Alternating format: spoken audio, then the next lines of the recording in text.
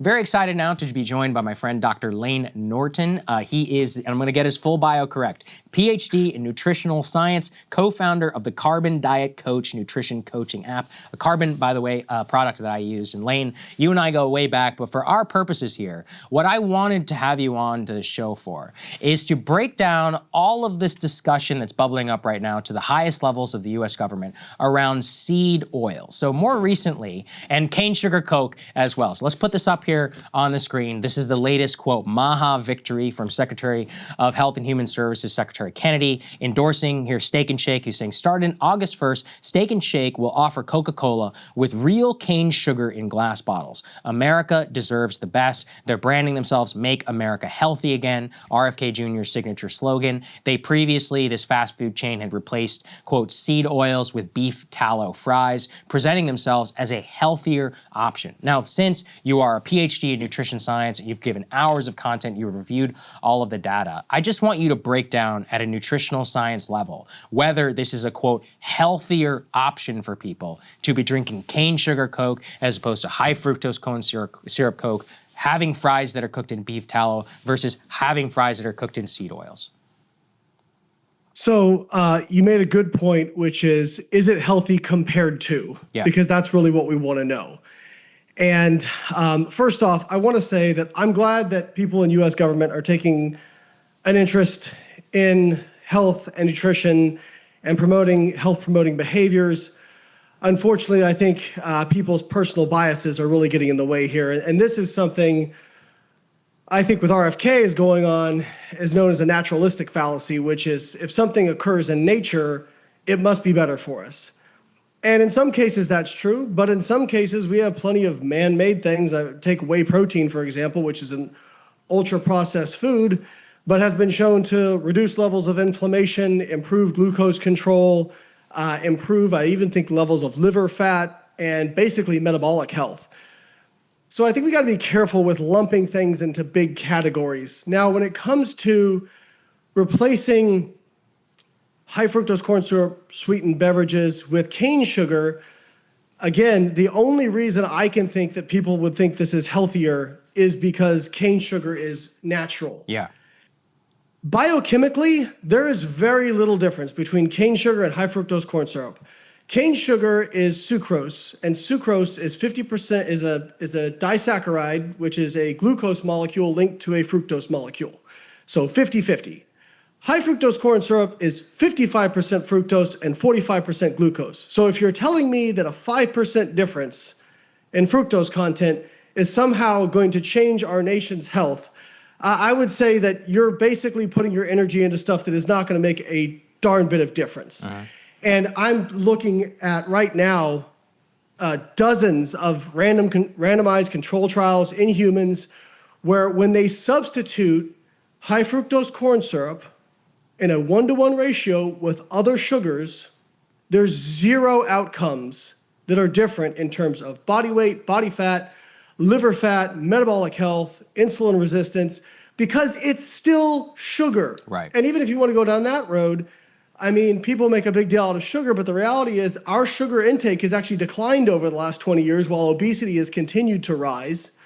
And when you look at isocaloric, so when I say isocaloric, I mean in feeding trials, when they control total calories, but they substitute in other forms of carbohydrate for sugar, again, you don't really see a difference in metabolic health outcomes or body weight or body fat. And there was even one randomized control trial that was very well controlled. They provided all the food to participants, and they looked at over 100 grams of sugar intake per day versus about 10.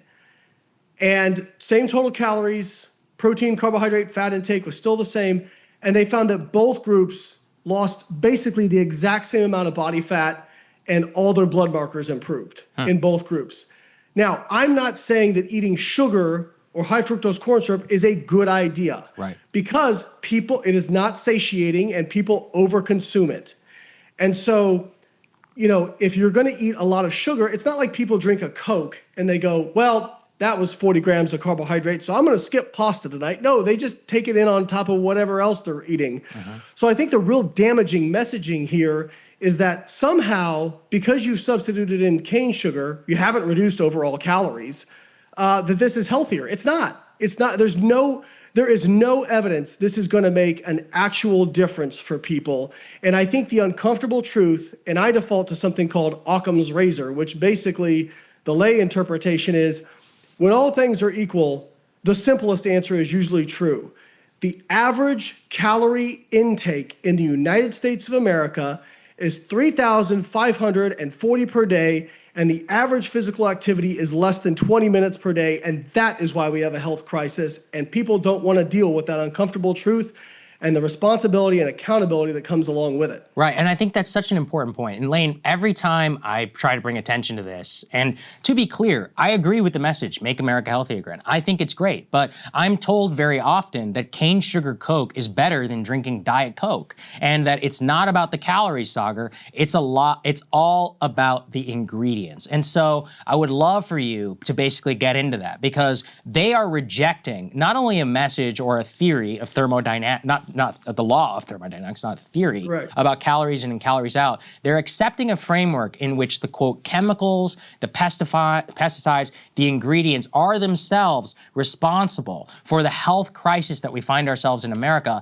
and not the, what is it that you said, it's the 3,400 calories per day that the average American intake? 3,500 plus. Okay, yeah. I would love for, please respond to that argument. Why, in their framework, cane sugar Coke is better than Diet Coke? Then they simply have not read the human randomized control trials. I mean, here's the argument against diet soda. Well, these compounds in it are carcinogenic. No, they're not. These are some of the most studied compounds in the history of mankind. Can you find rodent studies where they feed 10,000 times the dose of what you could ever get and they see weird things happen? Yeah. Well, try feeding 10,000 times the dose of anything and see if weird things happen. Yeah, I'm not surprised that weird stuff happens. And the question is, I mean, I do this in my videos all the time. I'm like, if only we had human randomized control trials where they look, oh, wait, we do. So if we look at, if they tell people to drink diet soda in place of regular soda, what happens? And very consistently in the research literature, people lose significant amounts of body weight. There was actually a very recent 52-week randomized control trial where they had people either drink soda or diet soda or water, I actually believe. And what they found was, I think on average, people lost about 6.5 kilograms. Okay, so like 14 pounds in freedom units, just by subbing in diet soda. And they actually lost a little bit more than the group that drank water. It wasn't a big difference, but it was a difference. Now, I'm not saying if you like drinking water, you don't have to drink diet soda. That's not what I'm saying. And I'm not saying that diet soda has some sort of magical fat burner in it that makes it better than water. But people who are used to drinking soda, if you replace that with either water or diet soda, what that says to me is the people drinking water probably were seeking out a sweet taste somewhere else because they weren't getting it from that. Whereas the group that was drinking diet soda, they felt more satiated because they satisfied that sweet taste. Right.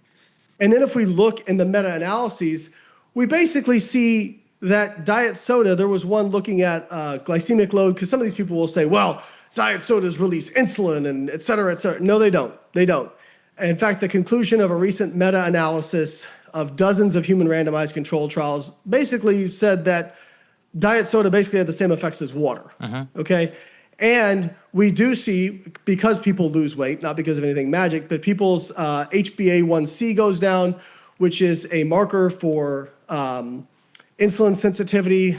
And then, like, even going to you brought up the seed oils thing too, and I do want to touch on that. Oh, we're going to get to that. Don't worry. Yeah. Oh, okay. Well, yeah, I mean, when you're looking at the diet soda stuff, people say it's carcinogenic. It's not. Over 80% of the research studies say that it's not carcinogenic.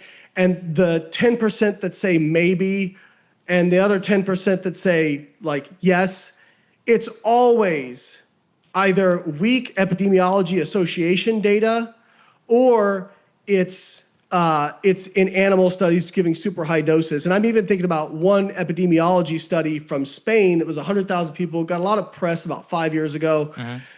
And this is where the news will report certain headlines, and either they don't understand science, they don't read the full paper, or they just don't care and they just want to get people scared. So this study showed that at no intake of aspartame, that was the reference group. Compared to the reference group, the group consuming a low or moderate amount of aspartame had a relative risk increase of just under 20% for cancer. Now, when I say relative risk increase, I don't mean you go from a 5% absolute risk to a 25%. Relative risk increase means you go from 5 to 6%, because 20% of 5% is 1%. So I want to frame that appropriately for people, because they don't understand relative risk either. So a 20% relative risk increase. But why didn't they bring up the group that was the high group, like the high intakes of aspartame? Because the risk actually went down compared to the moderate or low group. Now, please, I want anybody out there to let me know what is carcinogenic at a low dose, but not carcinogenic at a high dose. Somebody please explain that to me. And so again, these weak epidemiology studies, I'm sorry, I just don't buy them, and they're not supported by any real hard human data. This is very important. Now let's get to the seed oils thing. Again, I have watched this stuff run like a craze across the internet, to the point where I have people in my own life who are explicitly going out of their way to, quote, avoid seed oils. I can live with that if it's an internet phenomenon. But now I'm watching the United States government, and I want to be clear, it's not that I'm against making people healthy, using government policy or whatever to try and encourage it. What I'm concerned about in this case is the Secretary of Health and Human Services saying this is a healthy meal, drinking a cane sugar Coke, beef tallow fries, and a cheeseburger. Or for example, lately, there is a new effort by the government, Layne, to get Lay's chips to replace seed oils with avocado oil. And that's the thing, is that it's a presumption that the seed oils and not the caloric density of this highly palatable chip itself that people are eating is the problem. It's like the fat-free craze of the 1990s, right? Where people go to the grocery store and they say, oh, it's fat-free. And that's why it's, quote, healthy. Well, that created a permission structure for people to continue to up their caloric dose. And I say this because I'm susceptible to it. Until I started looking at your content and others, I'm the person buying and reading the influencers and all this other stuff while struggling with my weight for over 20 years, right? And so you've looked at the data on the seed oils. Let's go ahead and put this up there on the screen. And you look specifically at the data, replacing seed oils with canola and I'll let you read out the rest of these, with saturated fat. Tell us in detail here what the data shows us about replacing seed oils with saturated fat. Yeah, so this is what's really important, is if you're talking about adding something into the diet or removing something from the diet, the question, one of my favorite political commentators was Thomas Sowell, and I always liked one of the things he said is if somebody's making a claim, your first question should be compared to what? So, okay, seed oils are bad. Compared to what? Because I agree, like one of the biggest sources of added calories over the last few decades is added oils. In that way, seed oils have contributed to the obesity crisis because they're calorically dense and they're in a lot of ultra-processed foods, and people cut them out and they say, well, I feel better. Well, you stopped eating junk food. It wasn't the seed oils. You lost weight. It wasn't the fact that you were not eating seed oils. It was the fact that you stopped eating so many damn calories. Now, with the seed oil data specifically, if we replace in a 1-to-1 ratio with saturated fat, so at worst for seed oils, you get a neutral effect on metabolic health like liver fat, insulin sensitivity, you get inflammation, you get a neutral effect at worst. And a lot of studies show that replacing saturated fat with polyunsaturated fats from seed oils like canola oil improve inflammation, reduce liver fat. They improve insulin sensitivity. They improve endothelial function. And then if we look at the long-term data, now this is cohort data, which is a form of epidemiology, but the reality is you can't do 30-year nutrition randomized control trials. It's just impossible to do. Nobody is going to stick to a diet for that long. Unfortunately, as I know as a coach, people just have really poor adherence. But if we look at the cohort data, if we look at people who consume more seed oils versus people who consume more saturated fat, what do we see when it comes to mortality, heart disease, and cancer? And what we see very consistently in the literature is people who consume seed oils or plant oils in place of saturated fat live longer, they have lower rates of cardiovascular disease, and some studies show lower rates of cancer and some studies don't. So I'm not sure if that's a real effect. But certainly for heart disease and mortality, and again, this is one of those things, when the anti-seed oil people get in debates with me, the best studies they can cite are studies that show reducing saturated fat does not improve health outcomes. And I'm like, oh, wait, didn't we just move the goalpost though? Because you're saying seed oils are bad. Now you're just saying, well, saturated fat isn't bad. But if you're going to argue that seed oils are bad, if you are going to make that argument, then you have to argue that saturated fat is bad for you, because at every metric, it is either a neutral or worse effect by consuming more saturated fat in place of seed oils. So this idea that you're going to put beef tallow into fries and that's going to make people healthier, it's absolute lunacy. It's ridiculous. And I actually got invited to go on this MAHA trip to Congress last year, and I declined it. And the reason I declined it was because I knew this was going to happen. What was going to happen was they were going to ban some random ingredients in food. Artificial food dye. Food dye. Yeah, and nobody was going to actually want to deal with the reality, which is people eat too much and move too little, because that is a very, very difficult problem to solve because it is multifaceted. It involves socioeconomic things. It involves the way our whole society is set up. And hey, to be fair, I don't know what the answer is. But I think coddling people and lying to them and telling them, well, your fries, your ultra-processed sources of refined sugar and fat are now fried in beef tallow rather than seed oils. Okay, now Steak and Shake is healthy. Like, get out of here. Like, it is an absolute freaking, it is a distraction from the real problem. And quite frankly, you can tell, it makes me sick that this is getting so much play, because it is literally going to do absolutely nothing other than make a few politicians feel good about themselves, pat themselves on the back, and Steak and Shake's going to get some free press. That's actually what I'm worried about, is that Steak and Shake people, there are a lot of good-meaning people who trusted RFK Jr. or trust MAHA or whatever, who they're going to go and they're going to get that Coke and they're going to be like, this is healthier, babe. I'm telling you. You know, they said, make America healthy. It's been endorsed by the Secretary for Health and Human Services. People don't have all the time in the world to read your work or to listen to your videos or watch this interview. They put their trust in this person. The president appointed him, and he's using the full force right now of the U.S. government to basically prop this stuff up. And I think that's the last thing I want to kind of get into with about what the evidence points us in the direction. Because again, and it's not just about cancer. The core claim is that I remember Fruit Loops. RFK, I think he was on our show,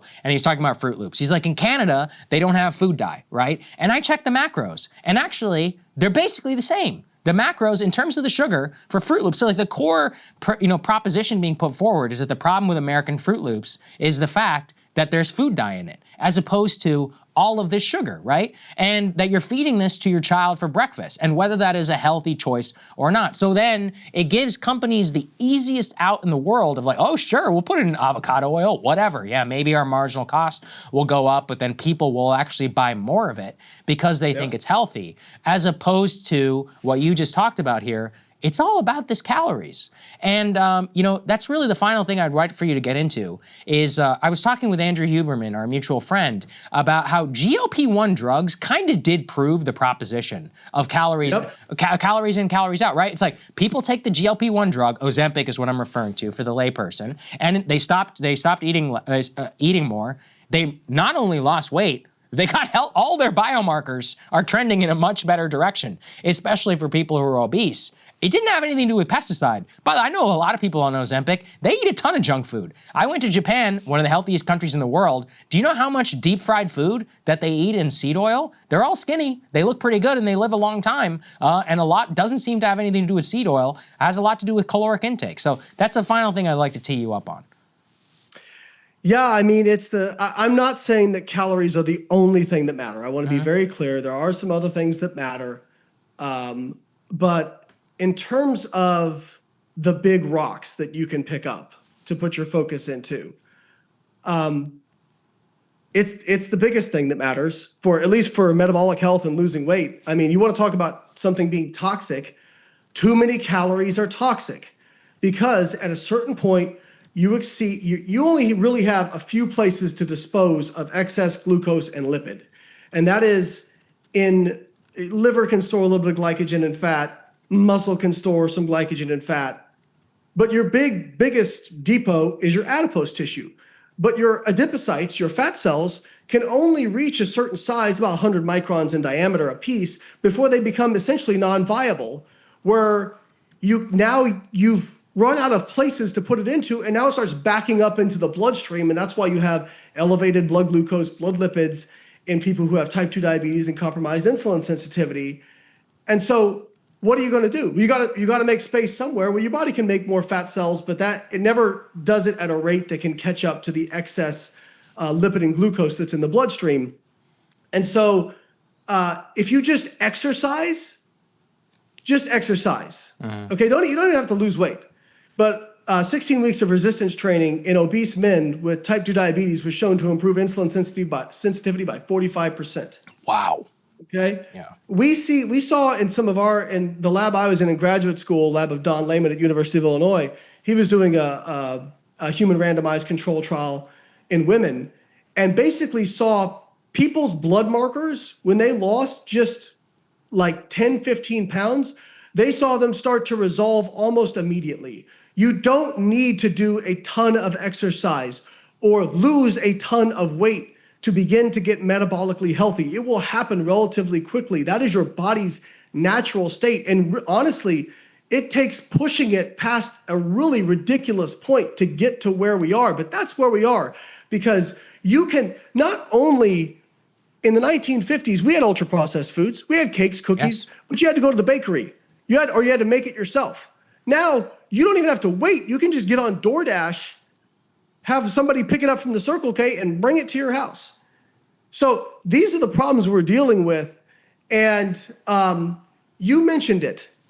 For 50 years, fat loss research focused on metabolism. How do we speed people's metabolism up? And people who are obese, well, they got to have slow metabolisms.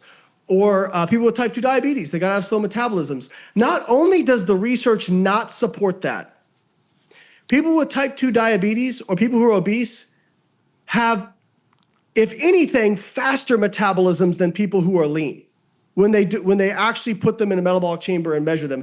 And if calories don't matter, isn't it interesting when we put people in metabolic ward trials where they're basically in food jail and they have to eat what the researchers give them, they all lose weight. Wow, magic. Somehow, and then people will say, well, you can eat so low that your metabolism slows down and all this stuff. Yeah, all these concentration camp photos of people who were obese because they didn't eat enough. Like, come on, get out of here. Right. This is all just an excuse for people to shirk personal responsibility, because calories in, calories out, the thing people don't like about it is the inherent truth that there is personal responsibility in this. And the GLP-1 mimetics, as you mentioned, for 50 years, we focused on metabolism. And then for the last 10 years, we focused on appetite. And what happened? I mean, the research data that's coming out now basically says these GLP-1s are stopping obesity in its tracks and reversing it. And in fact, food companies are actually really worried because people are consuming less calories now. So these GLP-1s, they don't increase metabolic rate. They don't do anything special. They do something special other than they are the most powerful appetite suppressants known to man. Uh-huh. And if we look at the difference between obese people and lean people, it is not on the metabolism side. It is on the appetite side. People who are obese or obese prone, they tend to get more of a reward from food. They tend to not have the same sensitivity to satiety signals as lean people.